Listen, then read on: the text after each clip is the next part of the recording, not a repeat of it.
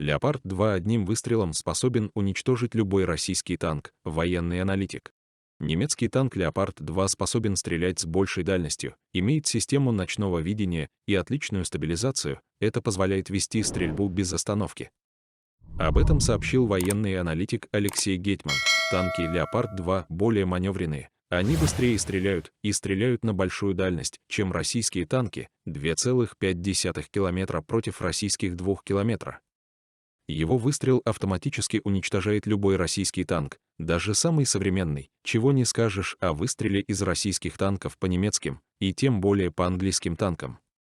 «Здесь однозначное преимущество за «Леопард-2», — сказал он. Военный аналитик акцентировал, что у «Леопард-2» хорошая система стабилизации выстрелов, что повышает маневренность танка и предоставляет возможность вести стрельбу, не останавливаясь. Танк достаточно скоростной, у него также хорошая система ночного видения, и есть лазерная система, перехватывающая противотанковые ракеты, которые по нему запускают.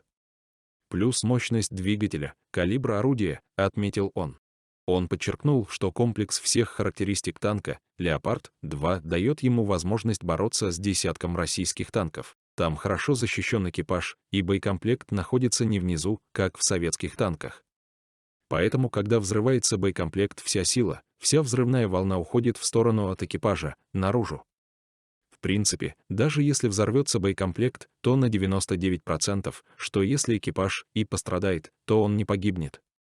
Это все дает существенное преимущество, резюмировал Алексей Гетман.